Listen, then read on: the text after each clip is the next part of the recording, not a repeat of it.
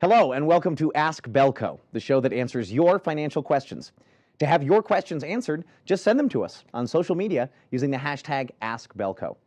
On this episode, I'm joined by Sheldon Crow, branch manager at Bellco's Arvada branch, to discuss saving on a limited budget. Sheldon, thanks so much for coming in. Thanks for having me. Appreciate you coming on the show today. Of course. Is it true that many Coloradans do not have enough money in their savings accounts?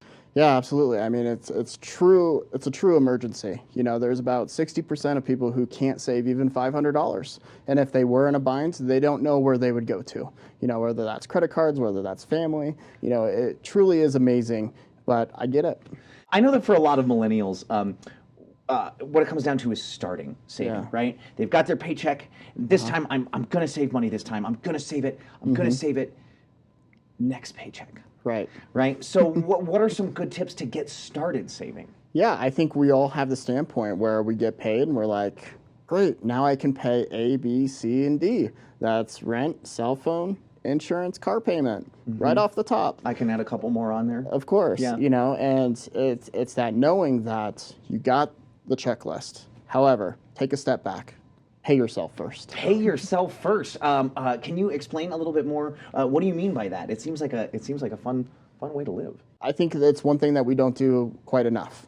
You know, we don't really give money to ourselves for tomorrow. You know, really when we talk about an emergency fund, it's got to be that rainy day.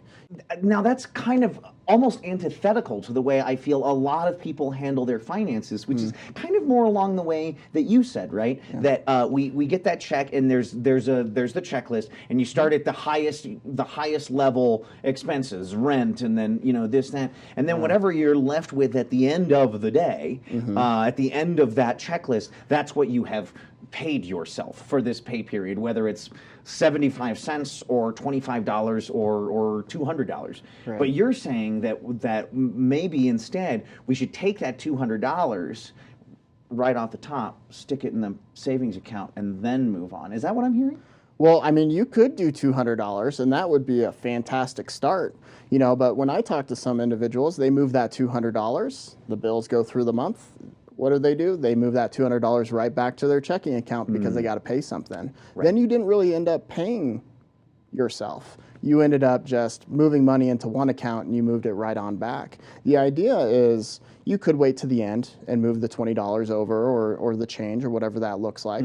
However, if you take it right off the top, you're not going to miss it in the end. Sure. Because for me, when I look at my expenditures, I paid all my bills, and whatever's left, I get to go have fun with. I get to go out, I can go to a concert, you go out to eat, and it gets lost amongst all the other fun things that we like to do, so just try to take it right off the top and be gone with it. So it seems like you're kind of saying, first of all, maybe not so pie in the sky. Maybe don't start at $200. Maybe start at a more manageable amount.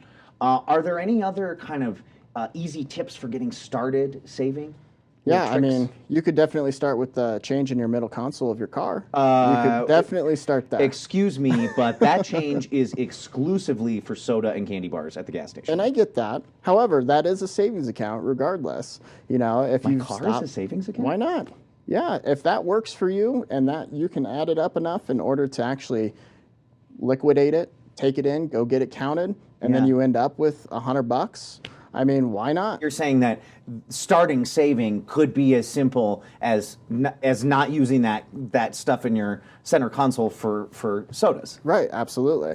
I mean, another way to kind of hide money from yourself is get into a Roundup savings account based off your debit card purchases. Where sorry, can you explain this to me? A Roundup? I don't think I've ever heard of this before. Yeah, it's a great little program. A lot of institutions offer it. Just check with them. What they'll do is they'll take your debit card purchase and they'll round it up to the next dollar. So whatever that difference is, they'll just automatically move right into the savings account and it for moves you. into your savings account. You got it. Mm-hmm. So, wow, that would be like saving money and not even noticing that you do that. That's the goal. Got to do it. Does Bellco do this? Absolutely, 100%. We've done it for the last year and a half or so. That's fantastic. I feel like that would be a savings plan that could really work for me. Yeah. Now, do these sorts of needs and approaches to saving change once you start a family or get married? Yeah, it multiplies, right? Multiplies by adding another person to your family. It multiplies by any children that you have.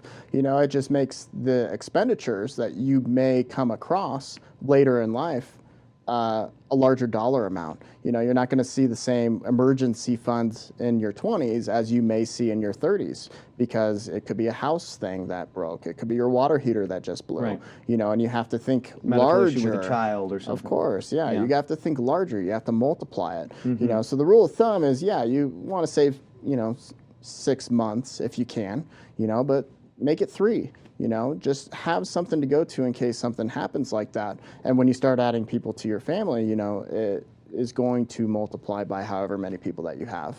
I understand. You know, I think a lot of people who are watching at home are probably thinking to themselves, you know, I'm single now, and I could maybe manage to have a 3-month savings. 6 months seems a little large. When you add more people to that, it starts to almost seem like an insurmountable amount of money to save for a single person. Do you recommend that married couples pool their incomes together, put it all in one account? I mean, you definitely could, right? You could pool all your assets, have 2 incomes going to one account. That's kind of your slush fund to pay all your bills, pay anything that comes up. You know, there are a lot of couples that don't want to do that at all, and that's cool. You know, roll with that. You know, they still want their individual pots, and you know, they'll move it into that joint account where they pay a majority of the bills and the expenses. So you think there should be a joint account, absolutely, whether or not all of the money goes into that joint account? Sure, and it could be one of those things that it may not even be used all the time.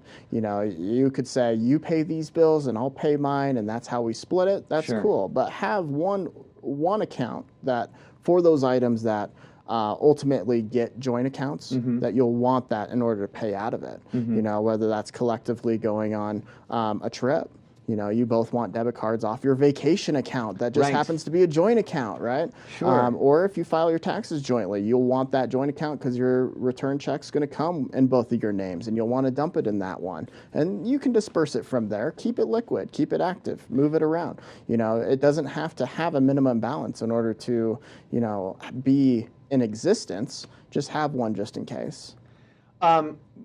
So it kind of seems like a lot of married couples maybe have his account, her account, joint account, but then we could talk about, I mean, there could be a kid account and a bills account and a car account. That starts to be a lot of accounts. When you're managing that many different accounts, does that add up? Like, for example, if I was going to go through Bellco with that, would I be paying maintenance fees on every single one of those accounts? Would that all add up to ruin what I ended up trying to save? Check with your local institution. Make sure that you're not going to get charged for having multiple accounts. But there are those individuals that like to split it up. They have the bills account, they have the youth account, they have the electricity account, and it's for every bill. And every so often they'll move over a portion of that into that account. So at the end of the month they'll pay right out of it.